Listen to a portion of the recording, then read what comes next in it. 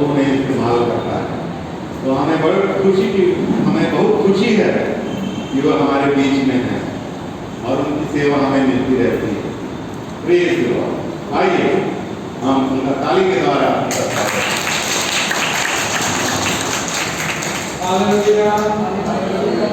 मेरे प्रियो, हम सब बहुत बुरे और मुश्किल दौर से निकल के आए हैं ना।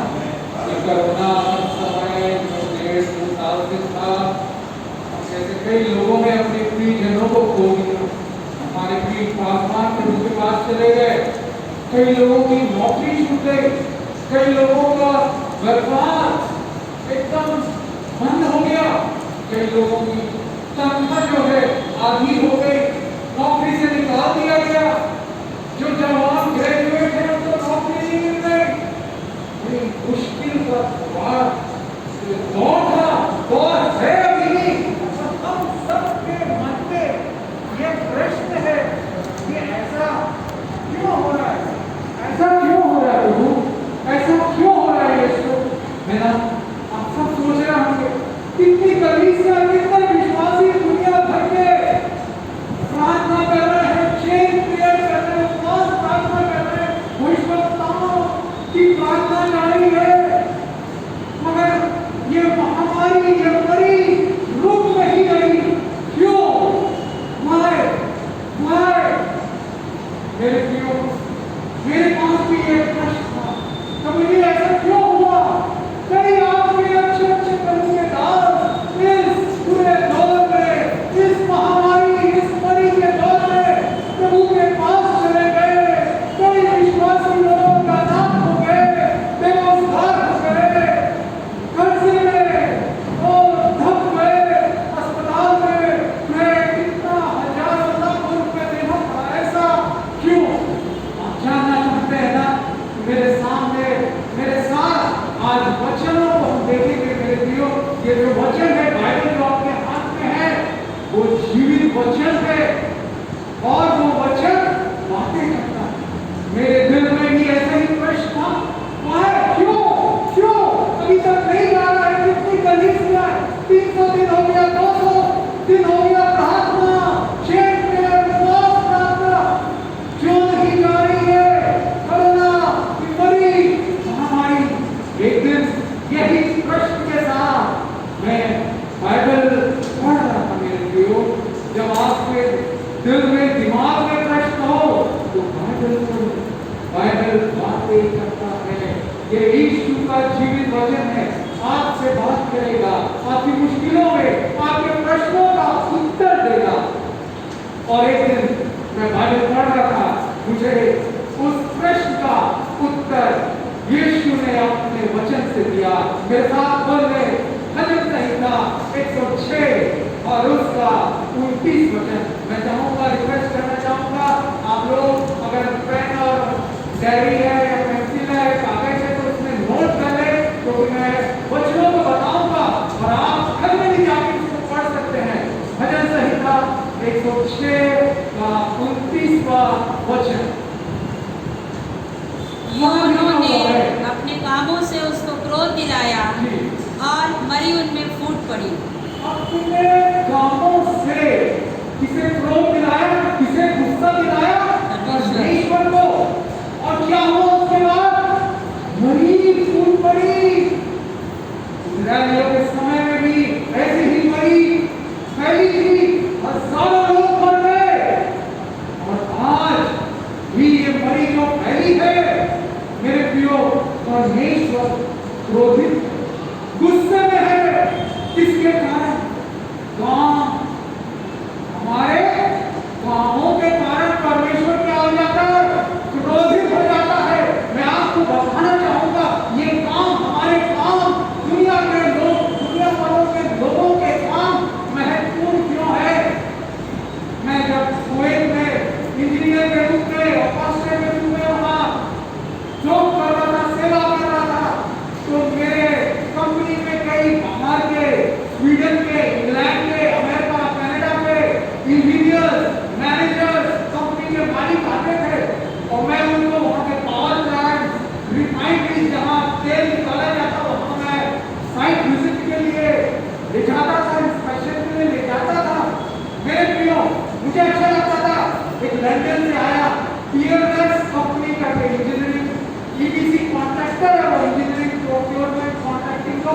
सी इंटरनेशनल, वहां से एक इंजीनियर आया, उसका नाम जेम्स था। तो जब आया मैं बोला वाह क्या नाम है, क्रिश्चियन है जेम्स। फिर मैंने प्रहार में अपने क्रूज लगाया तो मुझसे ऐसी दिल छोटी उसने प्रश्न पूछा, बोला ये क्रूज जिसका लगाया हुआ है वो कौन, पुरुष था या स्त्री थी? मैं आश्चर्यचकित हो गया। मैं बोला do you believe in God, do you believe in Jesus, क्या आप विश्वास करते हैं? बोला मैं नास्तिक हूँ, मेरा नाम भले चैन से, मगर मैं कभी चर्च नहीं जाता, ना मैं कभी भगवान पे विश्वास करता हूँ। एक और स्वीडन से इंजीनियर आया, उसका नाम थॉमस। वो पूछने लगा मेरे से फ्राइडे सैटरडे को छुट्टी रहती है वहाँ जगह, यहाँ सैटरडे संडे को छुट्टी रहती है, तो वहाँ पर फ्राइडे सैटरडे को छुट्टी रहती है। बोला आप क्या करते हैं? मैं बोला मैं प्रेयर मीटिंग में, मैं चर्च में जाता हूँ। फिर मैंने उनसे पूछा थॉमस सर आप क्या करते हैं सैटरडे संडे को? वो बोला मैं मछली पकड़ने के लिए, फिशिंग के लिए जाता हूँ, गोल्फ खेलने के लिए जाता हूँ। मैं बोला चर्च भी जाते क्या? बोला नो नहीं जाता। मेरे प्रियो, आप समाचार पत्र पे इंटरनेट पे देख सकते हैं जो काम है इनके पाप से भरपूर हो गया है दुनिया में, खासतौर से जो बाहर इंग्लैंड अमेरिका, वहां पर रात भर नाइट क्लब चलते हैं, डांस पल्स बार, ये कामों के द्वारा गंदे काम, अनुचित काम, अनैतिक कामों के द्वारा परमेश्वर का क्रोध भड़का हुआ है। इसलिए ये मरी फैली हुई है मेरे प्रियो। और भी मैं कई मकाम बता सकता हूँ जो उसके कारण परमेश्वर क्रोधित है। हमारे भारत देश, आप सोच रहे होंगे अरे विश्वासी लोग, पास्टर लोग कई काम कर रहा है, कई मीटिंग अरेंज कर रहा है, उनका क्या, उनको तो कुछ नहीं।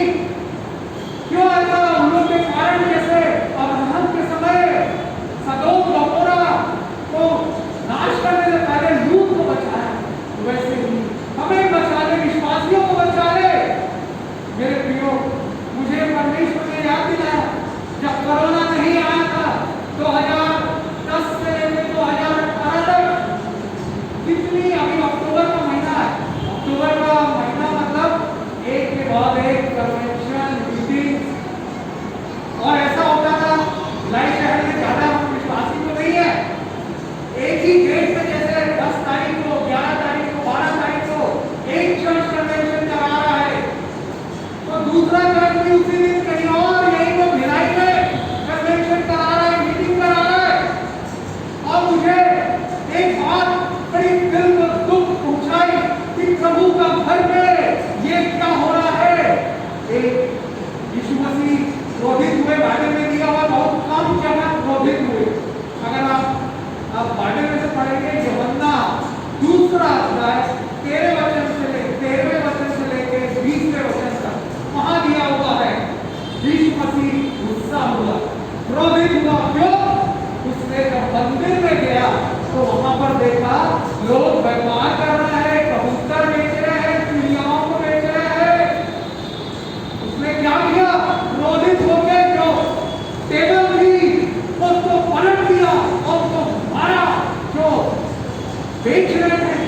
मेरे प्रियो, विश्व ने कहा मेरे प्रार्थना के घर को तुमने क्या बना दिया है? डाकुओं की खो बना दिया है तुमने। मेरे प्रियो, एक बात मुझे वो बात दिल को दुख पहुंचाई कि जब 2017 या 18 होगा, एक आसमान आया हमारे घर में, जो एक बड़ी मीटिंग में करा रहा हूं, वहां बाहर से बुला रहा हूं उत्तर भारत से बड़े प्रचारक को, और उसके लिए मैं डोनेशन ले रहा हूँ, दान इकट्ठा कर रहा हूँ। हमने भी कुछ दान दिया और बोले और कहाँ है विश्वासी जो अच्छा दान देते हैं उसका एड्रेस बताओ, मैं उनके यहाँ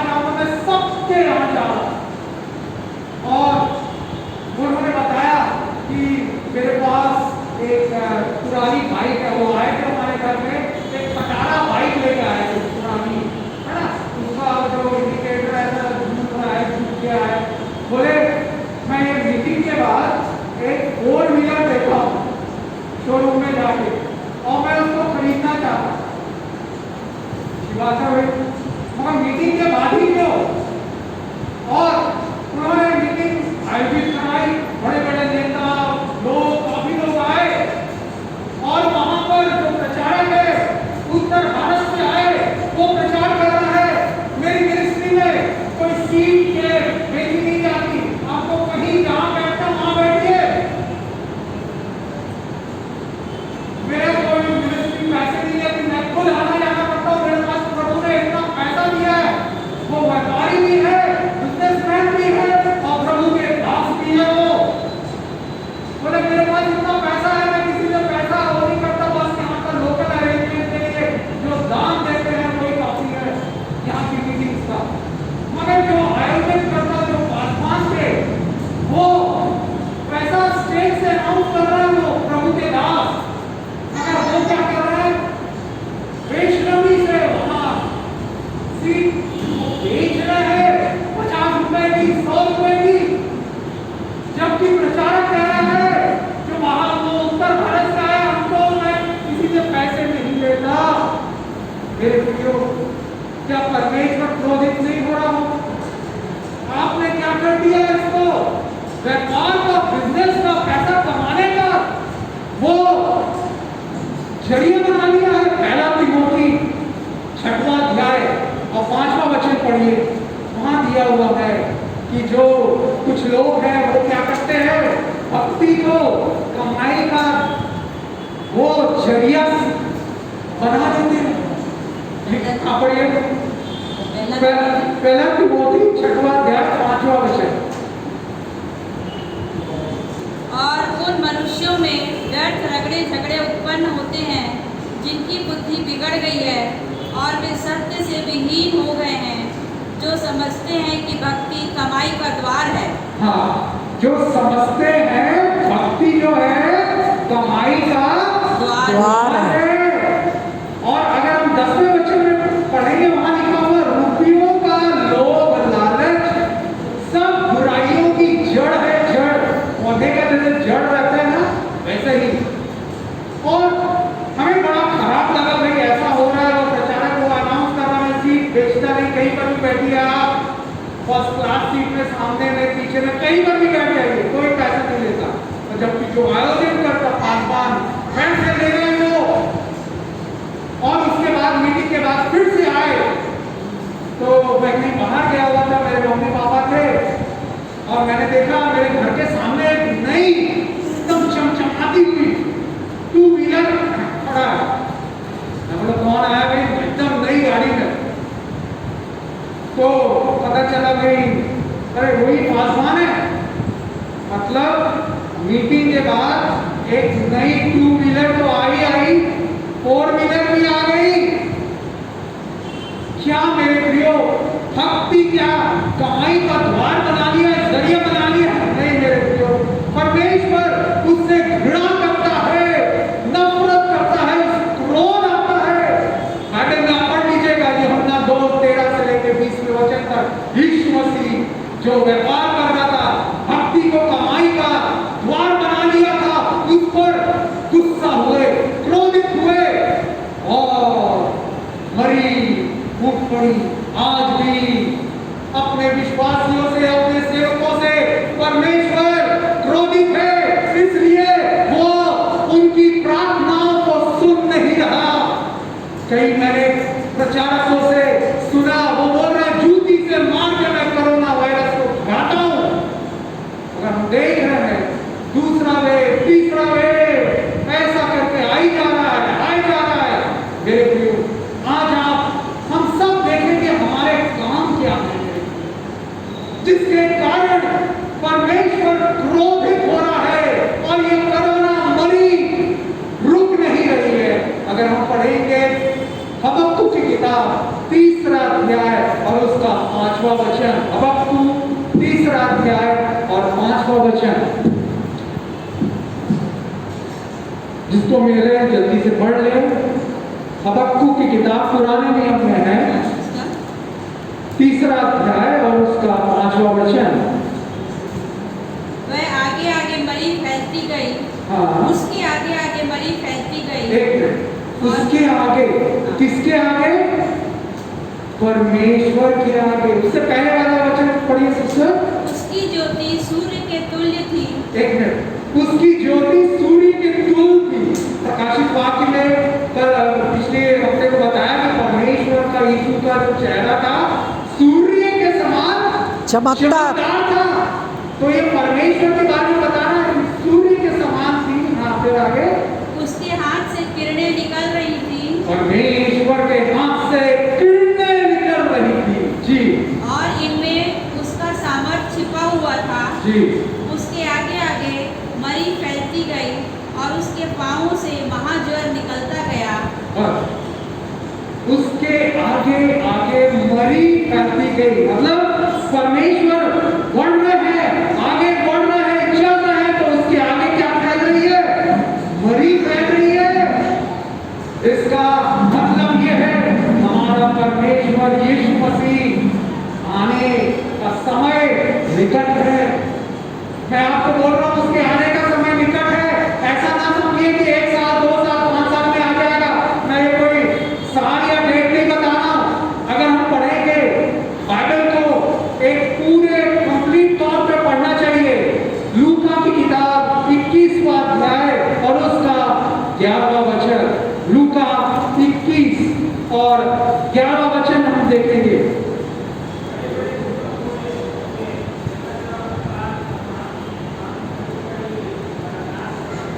जी, वहां लिखा हुआ है और बड़े बड़े भूकंप होंगे, जगह जगह अकाल और महामारियां पड़ेंगी और आकाश से भयंकर बातें और बड़े बड़े चिन्ह होंगे। जो चंद्रमा था कुछ महीने पहले लाल हो गया था, आप पेपर में आया था, न्यूज चैनल में आया था। जो चंद्रमा है वो चांद जो है लाल हो गया था। योएल नबी की भविष्यवाणी की किताब में दूसरे अध्याय में दिया हुआ है, अंत के दिनों में क्या हो जाएगा? चंद्रमा लाल हो जाएगा। परंतु यहाँ देखिए, ऐसा ना सोचिए अरे मैं अपना नौकरी छोड़ देता हूँ, घर बेच देता हूँ, जो व्यापार है वो सब छोड़ देता हूँ, यीशु मसीह तो आने वाला है। ना ना ना, ऐसा ना सोचिए। लिखा हुआ है लूका 21 और उसके 9वें वचन में लिखा हुआ है, जब तुम लड़ाइयों और बलों की चर्चा सुनो तो घबरा ना जाना, क्योंकि इसका पहला होना अवश्य है, परंतु उस समय तुरंत अंत ना होगा। परमेश्वर क्या कह रहा है? तुरंत अंत नहीं होगा। मेरे प्रियो, तो क्या करते रहना हमको?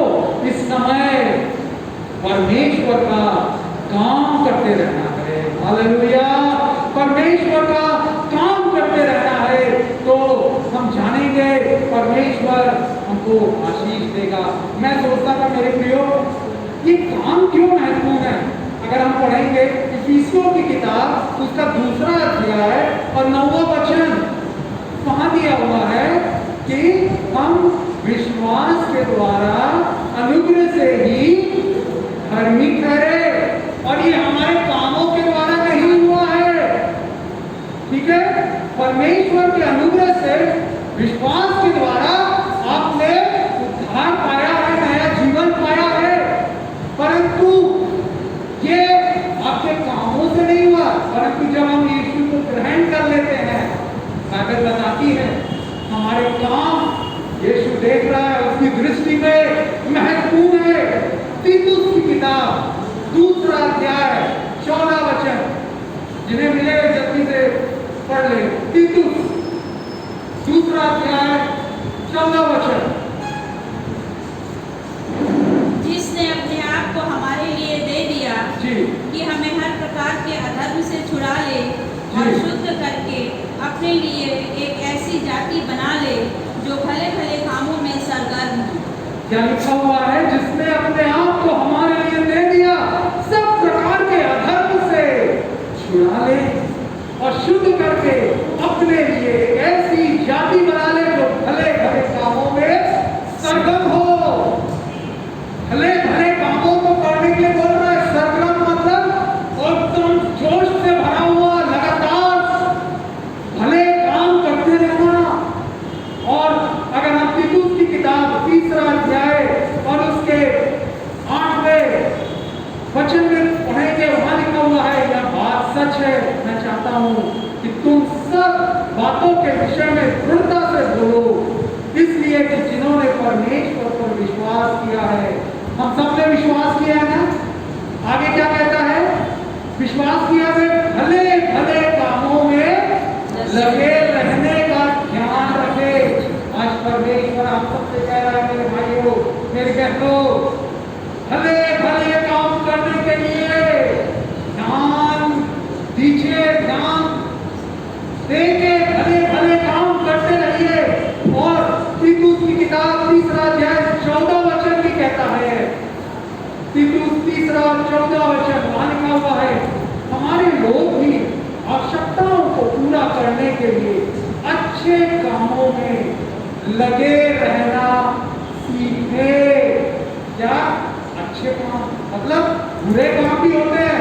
मैं आपको उदाहरण से शुरुआत में समझा दिया, क्या बुरे काम है। दुनिया वाले वो डांस कर रहे हैं, बाहर में जा रहे हैं, शराब पी रहे, नशा कर रहे, ड्रग्स ले रहे।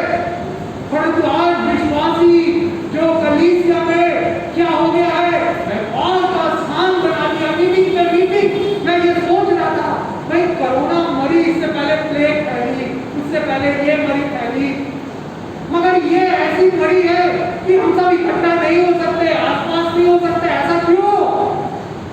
परमेश्वर ने मुझे एनलाइटन किया, बेटे मेरे लोग, मेरे सेवकों ने व्यापार का स्थान बना दिया था।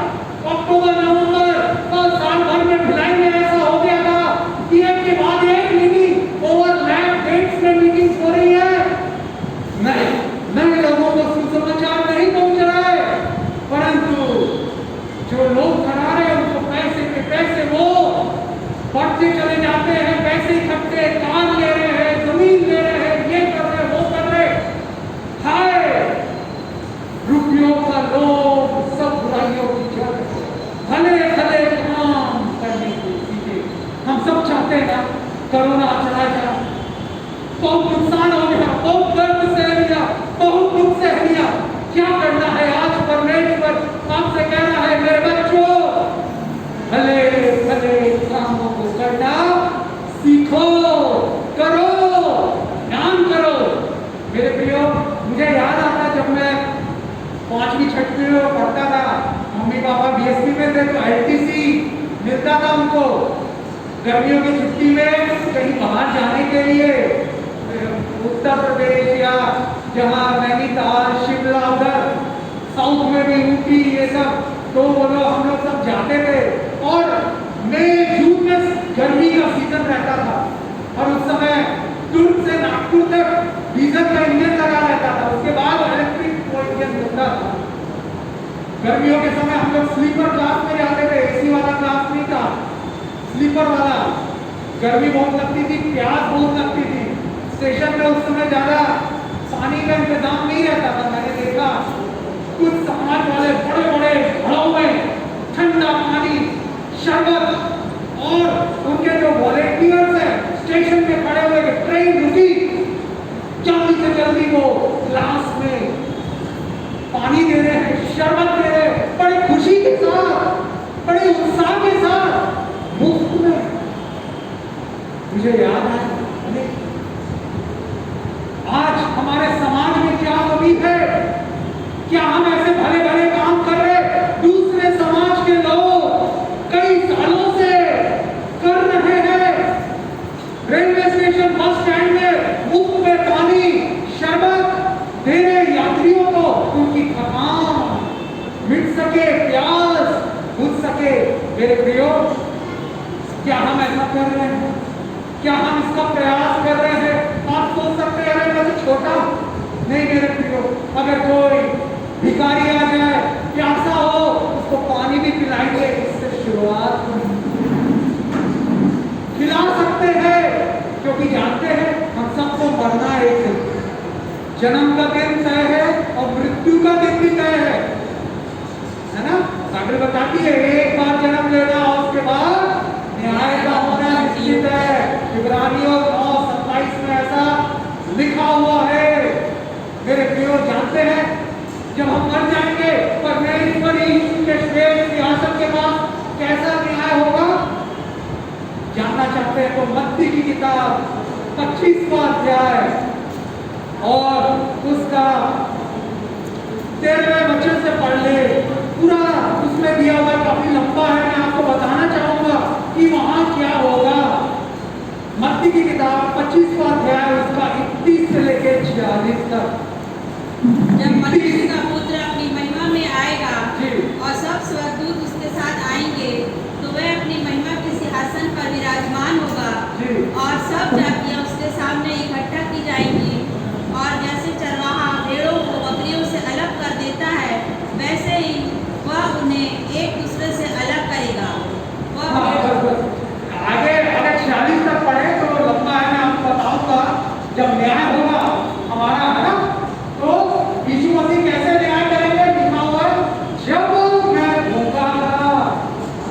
जब मैं प्यासा था, जब मेरे पास कपड़े नहीं थे, जब मैं बीमार अस्पताल में था, जब मैं जेल में बंद था, तुम आए क्या?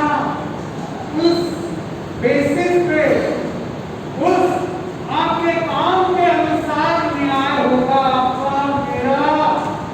क्या हम भूखे को खाना देते हैं? क्या हम प्यासे को पिलाते हैं? कोई व्यक्ति 25 और उसके 40 में लिखा हुआ है कि जो परमेश्वर ने हमें दिया है, छोटे में से छोटे भाइयों में किसी एक के साथ किया, वो मेरे साथ किया। परमेश्वर कह रहा है छोटे से छोटे लोगों के लिए एक कटोरा पानी पिलाया कोई शिष्य ना, या प्यासा जान के तो प्रतिफल नहीं, उसको स्वर्ग में एंट्री मिल जाएगी। मैं ये सोचता था, अरे नहीं, ईश्वर पर विश्वास करो, उसके बाद तो काम सब छोड़ो, ज्यादा कुछ ध्यान नहीं दे रहे। परंतु बाइबल में जो वचन मैंने बताया है बड़े ही महत्वपूर्ण है, बार बार बाइबल बता रही है। काम हमारे भले काम, हमारे प्रिय पालमान भलाइयों के भले कामों से जीवन भरा हुआ था। आप में से हर एक आज जो बैठा हुआ है, उनके भले कामों से आपका दिल, आपका जीवन, आपका परिवार, आपकी आर्थिक स्थिति स्पष्ट हुई है। उनके भले कामों से आपके जीवन को छुआ गया है। इसलिए आज आप बैठे मेरे प्रियो और जानते हैं प्रभु उनके दास तो प्रभु के पास चले गए, परंतु उनके काम क्या हुआ? उनके कामों का आइए हम पढ़ेंगे प्रकाशित वाक्य 14 अध्याय 13वां वचन। प्रकाशित वाक्य 14 अध्याय 13 वचन, जल्दी से पढ़ें। फिर मैंने स्वर्ग से यह शब्द सुना, जी। लिख, जो मृतक प्रभु में मरते हैं वे जी। अब से धन्य हैं। आत्मा कहता है हाँ, क्योंकि वे अपने सारे परिश्रम से विश्राम पाएंगे और उनके कार्य उनके साथ हो लेते हैं। आमीन। उनके काम पास्टर सभी जब हमारे बिलोवेड बिशप यीशु के सिंहासन के पास पहुंचे, उनके साथ उनके काम, भले काम का इनाम मुकुट वो उन्हें मिला। भले काम उनके साथ आए, जो आपकी मदद की थी, हमारी सबकी मदद की थी किसी न किसी तरह से। हालेलुया। आपके जीवन में भी ऐसे भले काम आपको स्वर्ग ले जा सकते हैं। भले काम आपको बचा नहीं सकते।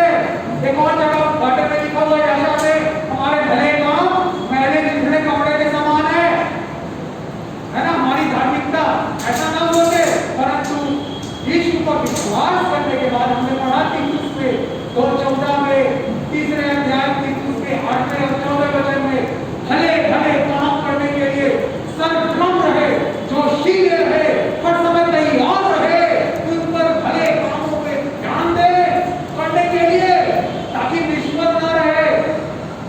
और सबको मरना है, एक बार मृत्यु का दिन निश्चित है हम सबका। कैसा न्याय होगा यीशु मसीह के सामने।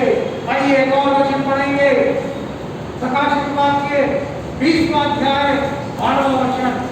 प्रकाशित वाक्य 20वां अध्याय 12वां वचन, जल्दी से पढ़ ले। फिर मैंने छोटे बड़े सब मरे हुओं को सिंहासन के सामने खड़े हुए देखा और पुस्तकें खोली गई, और फिर एक और पुस्तक खोली गई, अर्थात जीवन की पुस्तक।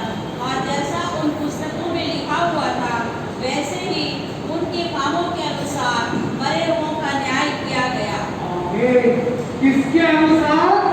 सब बोले कामों के अनुसार। सब बोले ठीक बात बोले, कामों के अनुसार, कामों के अनुसार, कामों के अनुसार। मेरे प्रियो ध्यान दीजिए, क्या आज हमारे क्या काम है? क्या हम भले काम कर रहे या बुरे काम कर रहे हैं? अपने हृदय को जांचिए। आखिरी एक हृदय स्पर्शी बात बता के मैं सच्ची घटना बता के आपके लिए प्रार्थना करूंगा। मेरे प्रियो, मदर टेरेसा का नाम आपने सुना होगा। एक तो प्रभु की सेविका, उनका जन्म यूरोप में हुआ और वो चर्च में ऐसे सेविका ज्वाइन की, ऐसे नन ज्वाइन की और उनको भारत देश में भेजा गया। और जब वो एक दिन जा रही थी ट्रेन से, उन्होंने देखा स्टेशन के बाजू में झुग्गी झोपड़ी में छोटे छोटे बच्चे, वो बुजुर्ग लोग, बीमार लोग, वो कोढ़ी लोग बैठे हैं, लेटे हैं। कोई उनको सेवा नहीं कर रहा, कोई उनकी चिंता नहीं कर रहा, कोई उनको प्यार नहीं कर रहा। उनका दिल बड़ा उत्प्रेरित हुआ, वो प्यार से, तरस से भर गई और उन्होंने यीशु की वाणी को सुना, तू इनकी सेवा, तू इन बीमारों की, तू इन लाचारों की, इन कोढ़ियों की तू सेवा कर। वो यूरोप की पैदा हुई, वहां पर ना कोई मच्छर ना मक्खी, एसी और इतनी अच्छी सड़कें, सब आराम है। सुख सुविधा छोड़ के भारत देश के कलकत्ता नाम के शहर में वो सेविका के रूप में अपनी सेवा की। एक बार वो जा रही थी, उन्होंने देखा एक भिखारी नाली में गटर में पड़ा हुआ है, कोई लोग जा रहे हैं और कई हजारों लोग बाजू से, कोई उसको उठा नहीं रहा, कोई उसकी चिंता नहीं कर रहा। उसने उस भिखारी को, बदबू आ रही थी, वो गंदा दाढ़ी, बाल सब बढ़े हुए, कई दिनों से नहाया नहीं, उसने अपने हाथों से उठाया, उसे पानी पिलाया, खाना खिलाया और ये इस प्रकार से सेवा चालू की। छोटी शुरुआत हमें बताती है, अगर आपके जीवन में भी ऐसी छोटी शुरुआत है तो उस दिनों को तुच्छ न जाने। अय्यूब की किताब 8वां अध्याय 7वें वचन में लिखा हुआ है, जकरिया 4वां अध्याय उसके 10वें अध्याय में लिखा हुआ है, छोटी शुरुआत को तुच्छ नहीं समझना। उसने क्या किया, उठाया और अपने चर्च में ले आई और चर्च के अपने पास्टर से कही, बिशप से कही कि इनको चर्च में रहने दो, उनकी मैं सेवा करूंगी। वहां से शुरुआत हुई, एक से। उसके बाद वो कलकत्ता शहर के और आसपास के बंगाल के जितने भी कोढ़ी, बीमार, अनाथ लोग थे, बच्चे लोग जिनके माता पिता ने छोड़ दिया, उनको अपने यहाँ बुलाती और सुनेश स्टार्ट किया, ओल्ड एज होम स्टार्ट किया। मेरे प्रियो, और जो कुछ अन्य समाज के लोग हैं वो बड़े नाराज हो गए, गुस्से से, घृणा से भर गए। जिस प्रकार से अभी सताव हो रहा है, वो घृणा से भर गए, गुस्से से भर गए, बोले ऐसा क्यों कर रही है, मना किए, बोले नहीं, मेरी ये सेवा और प्यार के साथ है, मैं उनसे कोई पैसे नहीं लेती, मैं तो मानवता के प्यार, ईश्वर का प्यार दर्शाने के लिए उनकी सेवा करती हूं। कोढ़ी लोगों को, कोढ़ी लोग जिनका मांस गल जाता, मेरे प्रियो, घृणा आती है उनको देख के, हड्डियां दिखने लगती है, उनको सेवा करने लगी। तो एक दूसरे विश्वास के, दूसरे समाज के व्यक्ति प्रमुख ने कहा, अपने उसको चेले को बुला के, शहर को सबसे बड़े गुंडे को बुला के लाओ, ये जो मदर टेरेसा है उसको मैं मरवा दूंगा, मर्डर करा दूंगा। उसने बुलाया शहर के, कलकत्ता शहर के सबसे बड़े गुंडे को, हिस्ट्री चीटर को, और उसने कहा प्रमुख ने कि देखो मैं तुमको 1 लाख रुपए दूंगा और ये जो है ना मदर टेरेसा, इसको तो खत्म कर दो, मार डालो। और 50,000 रुपए पॉकेट से निकाल के उसको दिया, बोला ये लो अभी एडवांस, और 50,000 उसको मर्डर कर दोगे, हत्या कर दोगे, उसके बाद मैं दूंगा। बड़ा खुश हो गया। अरे 1 लाख रुपए मिल रहे हैं, आज से 40 साल पहले 1 लाख रुपए बहुत ऊंची बात होती थी, बड़ी बात होती थी। 1 लाख रुपए 50,000 मिल गया, वो तुरंत बोला कल ही में जाता हूं, और सुबह वो मदर टेरेसा के आश्रम में पहुंच गया, जहां कोढ़ी लोग थे, अनाथ लोग थे, बीमार बुजुर्ग लोग थे, जिनको समाज ने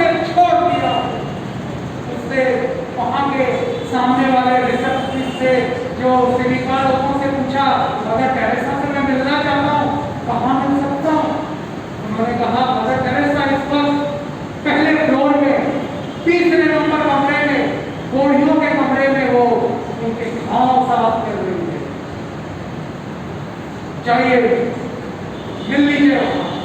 वो अपने पास पॉकेट में एक बड़ा छुरी लेके आया था, चाकू लाया था मारने के लिए, हत्या करने के लिए। और जब वो आया तीसरे नंबर कमरे में, देखा मदर टेरेसा कोढ़ी लोगों का, वो कोढ़ी लोगों को देख के एकदम दंग रह गया, मांस गल गया था, त्वचा गल गई थी, हड्डियां दिख रही, बदबू आ रही है। और मदर टेरेसा रुमाल से बड़े प्यार से उनके पांव को साफ कर रही, पानी से। देखता रहा 10-15 मिनट, कर रही है एक के बाद एक कोड़ी, दूसरा कोड़ी, तीसरा कोड़ी। उसके बाद एक कोड़ी ने कहा मुझे भूख लग रही है, कुछ खाने को, खाना खाना चाहता हूं मैं। मदर टेरेसा ने बुलाया खाने वाले को, लाओ खाना। और मेरे प्रियो वो कोड़ी का उंगलियां नहीं थी, उंगलियां सब गल गई थी। तो गल गई थी तो वो खुद से नहीं खा सकता, उसकी उंगलियां गल गई है। तो मदर टेरेसा ने चावल को दाल के साथ मिलाया, सब्जी के साथ मिलाया और निवाला बना के उस कोढ़ी को खिलाने लगी। वो गुंडा देख रहा था, मैं तो छू नहीं सकता, मेरे समाज के लोग छू नहीं सकते, परंतु ये कौन है? यूरोप से आई है और ऐसी कोढ़ी घृणित लोगों की सेवा कर रही है, उसको अपने हाथ से निवाला बना के खाना खिला रही है। मेरे प्रियो 3-4 निवाला उसने कोढ़ी ने खाया। उसके बाद क्या हुआ पता नहीं, उसको उल्टी लगी, करके उल्टी कर दिया। जैसे ही उल्टी किया, मदर टेरेसा ने अपनी साड़ी का पल्ला लिया और ऐसा करके उस उल्टी को साड़ी के पल्ले में उठा लिया, छोड़ लिया। उसके बाद मदर टेरेसा उससे नाराज नहीं हुई, क्यों उल्टी करती तुम्हें? उसको फिर से दीवाना बना के बड़े प्यार से, उसी प्यार से खिलाई। वो हत्यारा गुंडा देख के चकित हो गया, उसका पत्थर सा दिल पिघलने लगा। बाइबल में लिखा हुआ है, यहेजकेल की किताब 36वां अध्याय 26वें वचन में, मैं तुम्हारा पत्थर सा हृदय दूर करके मांस का मुलायम हृदय दूंगा। और ये ईश्वर कर सकता है। आज आपको भी कोई सता रहा हो, बाइबल में लिखा हुआ है, परमेश्वर का प्रेम हमारे मन में, हमारे हृदय में उमेरा गया है, रोमियो 5:5 के अनुसार। और मेरे प्रियो, यीशु मसीह ने एक नई आज्ञा दी है, यूहन्ना 13 अध्याय 34वां और 35वां वचन में लिखा हुआ, यीशु ने खुद कहा, अपने होठों से कहा, मेरी ये नई आज्ञा है, एक दूसरे से प्यार प्रेम करो। क्या आप चाहते दुनिया वाले जाने कि आप यीशु के बच्चे हैं, यीशु के चेले हैं? यीशु ने कहा यूहन्ना 13:35 में, यदि तुम एक दूसरे से प्यार करोगे तो दुनिया वाले मेरे चेले तुमको मानेंगे, समझेंगे। मेरे प्रियो, वो मदर टेरेसा का प्यार देख के वो हत्यारा एकदम उसका हृदय पिघलने लगा। मोह हो गया, उसके आंखों से आंसू निकलने लगे। और फिर से वो कोढ़ी ने 2 और निवाला खाया, उल्टी की। और उसके बाद फिर से मदर टेरेसा ने तुरंत अपने हाथों से उल्टी को दी। वो हत्यारा सोचने लगा, मेरी पत्नी है, जब वो बच्चा पैदा हुआ मेरा, तो जब बच्चा छोटा था, माँ खिलाती थी, उल्टी कर देता था लड़का। बच्चा छोटा तो 1-2 बार उल्टी किया, गुस्सा हो जाती थी, तो फिर मेरा कपड़ा तुमने गंदा कर दिया, चुपचाप से कहा क्यों उल्टी करता है? परंतु ये इसकी माँ तो नहीं है मदर टेरेसा, ये अनजान, उसकी जाति की नहीं, उसके समाज की नहीं, वो यूरोप से आई हुई, दूसरे देश से आई, इतने प्यार से सेवा कर रही है। वो देख के दंग रह गया। आधे घंटे तक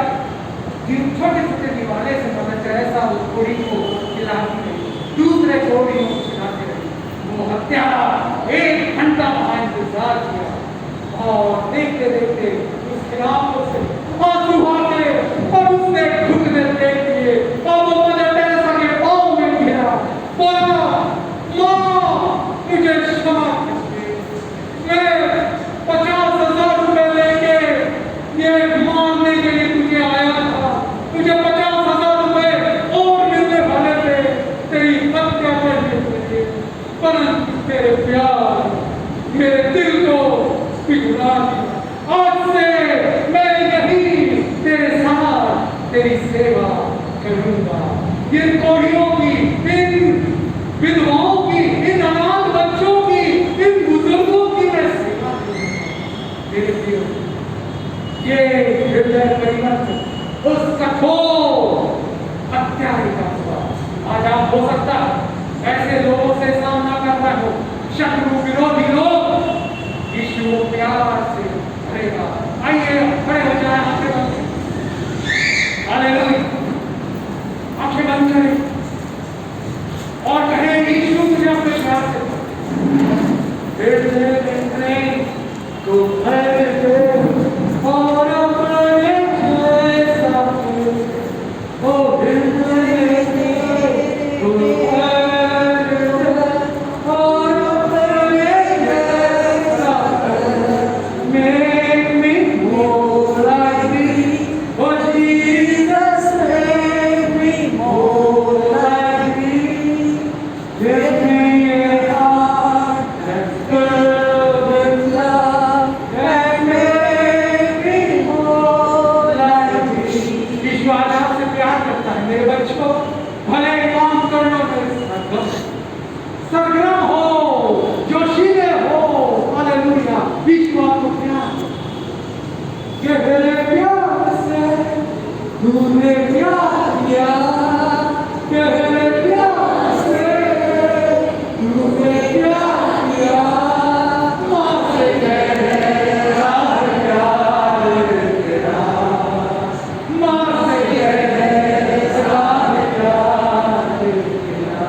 हालेलुया, यीशु आपको प्यार करता है, यीशु मसीह आपको प्यार करता है, आपके पास खड़ा है, वो आपको हिम्मत देगा, पैसे नहीं है, आपकी आर्थिक जरूरतों को पूरा करेगा, शरीर में आप बीमार है, यीशु मसीह चंगा करेगा। दयाल जुगर पवित्र आत्मा कह रहा है, मेरे बेटे तेरा शरीर जो मैंने तुझे दिया है ये मेरा मंदिर है, मेरा मंदिर है, इसे पवित्र रख और संतुलित अपने वश में रख, मैं तुझे अच्छी ताकत तंदुरुस्ती से भर दूं। छू गो ओ हालेलुया,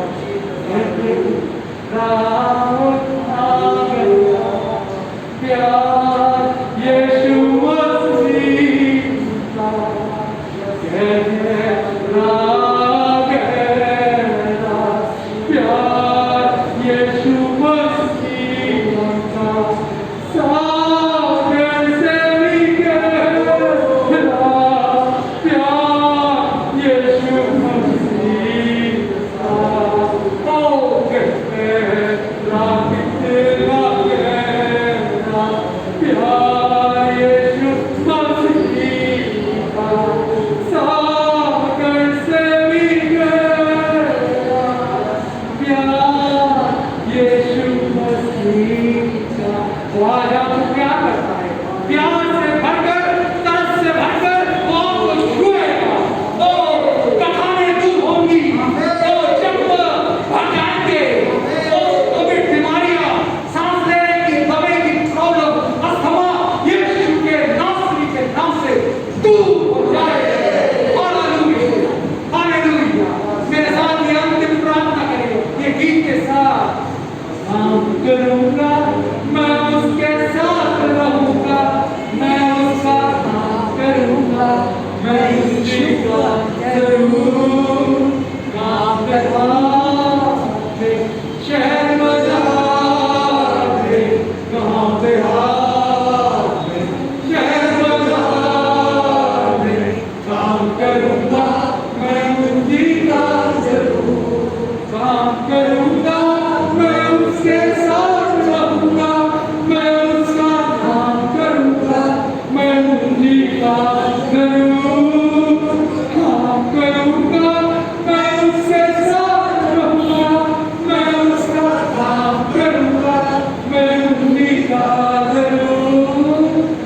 जो पीला टी शर्ट पहने हुए दयाल ब्रदर के लेफ्ट साइड में लाल मास्क लगा के जो खड़े हैं भाई, प्रभु कहना, यीशु कहना, मैं तुझसे प्यार करता हूं। ओ भजन संहिता 30:5 के अनुसार और तेरे मिलाप को मैं नृत्य में बदलने के लिए तैयार।